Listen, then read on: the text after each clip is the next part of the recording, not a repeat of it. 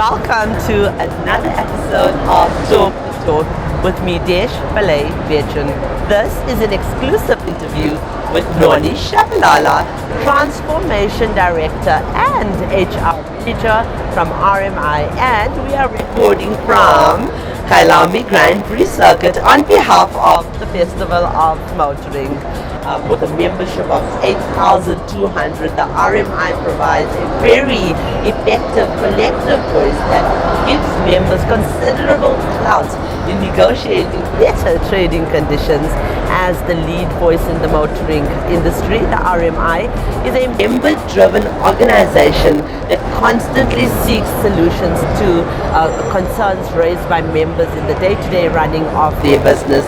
Members' needs are serviced through 5 regional offices manned by 63 professional staff.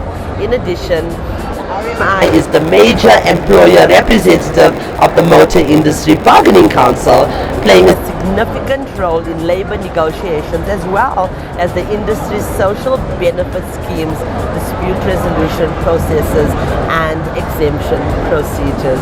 Now I know that was a mouthful, but yes, the RMI have a lot of responsibility in our country, and I'm very excited to be introducing you to Noni. And as always, this interview is proudly brought to you by Sariti Solutions and MFC and Evo by Nedbank.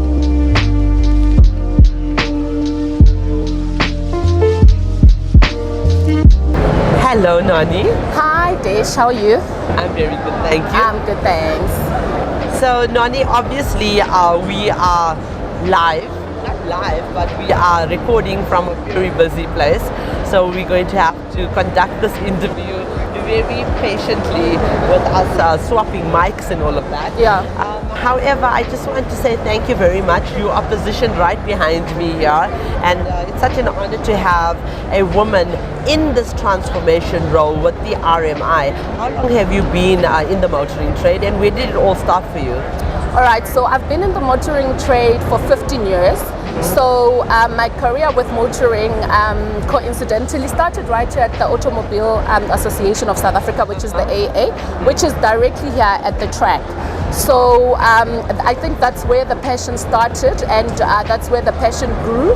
And by the time that I joined the RMI, I was still very young within the motoring industry space, but I passionately and affectionately in love with the motoring industry. I started it at a very young age. I started it at 21. I'm now 38. Wow. So I think that's 17 years. Yeah, actually. that's a long time. Yeah, it's a lot. So my whole career life basically has been based in the industry.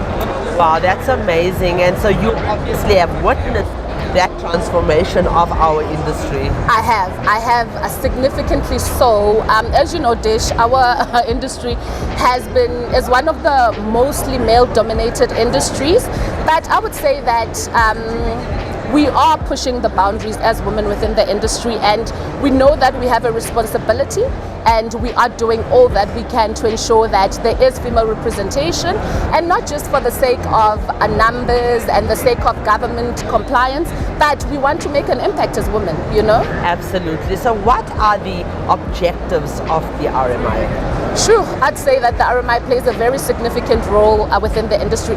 You know, sometimes when you say that it's manned by 63 staff members, then people sort of like think, oh my goodness, such a low number of staff members that look after it. However, the impact of the RMI within the industry is quite huge. Firstly, when you own a workshop, for example, or you own a dealership, you know that to have that sort of stamp of approval, you have to be RMI accredited. So we say that we give people peace of mind, and we also the voice for our members in terms of, as you said, wage negotiations and every other thing that really would impact them within the industry. We feel that with all the resources that we have, we can definitely speak on behalf of our members. We have one of the largest representations in regards to MIPCO, which is the Motor Industry Bargaining Council, and we sit and we negotiate on behalf of our members to ensure that we create an atmosphere that's peaceful, and we ensure that all the time there is harmony within the industry. Okay, and what is your code of conduct at the Okay, so I'd say that most importantly, we make sure that there is standards, there is compliance, there is ethics and integrity and trust. So it's definitely it's no longer a thing of you take your car to a mechanic and they're not responsible to anybody. We ensure that if you are an RMI member, you abide with our code of conduct to say that you're going to ensure that the workmanship that you're going to give out to a motorist out there is of a proper standard, of proper compliance and integrity, and you are a trustworthy business as well. So we have very stringent requirements in terms of belonging to us, because we want to ensure that we hold that stature. You know, we have different stakeholders that we work with. We have insurance companies as well that rely on our members to actually have a proper workmanship in terms of ensuring that the motorists are safe out there. So we understand that responsibility very well. And in terms of services that you offer, what are they? Okay, we have quite extensive services within the RMI. So for example, if you are an RMI member, first of all, we understand that you run a business. So we say sometimes we do things that you as a business would not want to do for yourself. We have IR specialists, those are industrial relations specialists. Let's just say you have a disciplinary matter that you want to deal with. We then give you, I'd say, advice, and then we take you through the process in terms of actually coming to your business and representing you and ensuring that you as a business as well comply with your Labor Relations Act, your Basic Conditions of Employment Acts. So we ensure that the businesses that are represented by the RMI are fair, and they also do abide with all the acts that are part of the South African regulations and legislation. Okay, and what are your training initiatives? I had a conversation yesterday. You're starting actually a new training initiative in East London, which Yes. I've been informed about. Yeah. I am a journalist, I do my research. But what are your general training initiatives? Okay, with the industry out there, we do play a part in terms of training. Our training director is representing us at the Mesita, as well as at the Mesita. But what I love is that we have a new venture creation program. So that speaks to me quite a lot, seeing that I'm in transformation.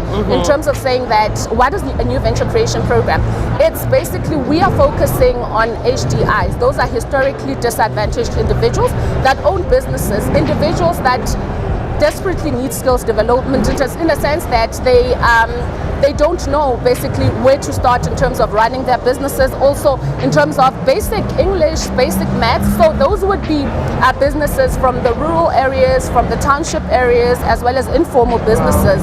Yes, and we have a new venture creation program with them, whereby we've partnered with a certain training supplier, which is called BCS, ECS in Pretoria. These people actually attend classes both virtually and face-to-face to ensure that they get the best proper training.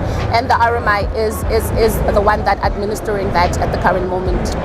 So, Noni, in terms of what we do as a woman empowerment platform, how do you feel about that? I mean, we've never, women in motoring South Africa, we have 3 different companies under our banner. The one is the Motoring Woman of the Year Awards, which is powered by Nedbank, by the Talk Studios. We've hosted over 700 ladies in the last 100 and, literally 1.5 years. And then we also have the Woman Talk, which is an online magazine to educate the public in terms of, buying vehicles. So it's the first of its kind in the world. Yeah. And how do you, as the RMI, feel that women are coming to the forefront and having a platform to all get together and have a more powerful voice, standing in solidarity with each other? Sure. That's actually that's actually amazing, Dish. As we had a conversation earlier, you sitting there, you are a phenomenal person yourself, quite dynamic, I must say. And whenever I meet women that make an impact or have an influence within the motor industry, it speaks to me as well, because I actually look upon women like that, and I see that actually there is a role that women can play within this industry. As we said at the beginning of the interview, it is a male-dominated industry, but the only way that we can shift the dynamics is to ensure that we empower ourselves, and the other impactful way to do it is to pay it forward. There are young women out there wanting to be in the industry, but they do not know where to start. I'm one of those women like that. At some point, I didn't know, oh my goodness, what role can I play within this industry? But as I grew within it, I saw that, oh my word, I love this industry and I actually want to grow more into it and participate. So I think it's a responsibility to women like yourself and I to make sure that we pay it forward, to make sure that those women get empowerment in every way that they can, to make sure that we always advocate for it, we speak about it, to say that there is a role for you to play and to hold these women by hand and say that this now is your turn, you can do it as well. So I love the industry. Well, thank you so much, and thank you for your validation in terms of what work we are doing. Yeah. And it's such a privilege and pleasure to have you on our platform. And I think we're going to have this conversation, this narrative, stay open and more, frequently. Yes. Between the two of us, so that together we can educate. We can. So thank you so much, Noni. I really Thanks, appreciate Dish. you. Thank you so much. Viewers, we would like to thank you for your continued support and encourage you to like and share our content. Our non-profit companies, the Motoring Woman of the Year Awards, powered by MFC and Evo by Nedbank, and the Talk Studios, sponsored by Sariti Solutions and Evo by Nedbank, are platforms aimed at empowering, uplifting, and celebrating the women of motoring South Africa. We are not just telling stories, we are changing lives. If you are searching for a new or pre-owned vehicle, please visit www.auto.evo.africa. We have a wide range of vehicles on sale for you to choose from, and we only advertise on behalf of reliable and trustworthy MFC accredited dealerships. This car listing portal is user friendly, and you can also find vehicle reviews, car maintenance tips, and automotive advice, all courtesy of Talk Studios.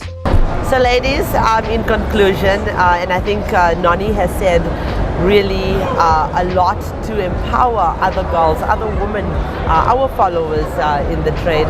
So here we have it, validation from a powerful woman that have had to face the adversities that the trade had, I would say offered, but was presented to us. So don't let self-doubt stop you from reaching your goals. Self-doubt is normal, and you don't have to let it stop you from pushing ahead. Your brain will doubt your competence, but don't believe everything you think. Simply don't overthink everything. Ruminating has been linked to depression, and it can prevent you from taking positive action. And the reason I'm saying this is because I have the RMI representative, or someone in management sitting here, and she's had 17 years experience in witnessing women trying to move up the ranks in our trade, and often we are discouraged by the adversity. So engage in problem solving, but don't allow yourself to get caught into a cycle of thinking too much. Be resilient and don't doubt your capabilities, and remember that the question is not who's going to let me, it should always be who's going to stop me.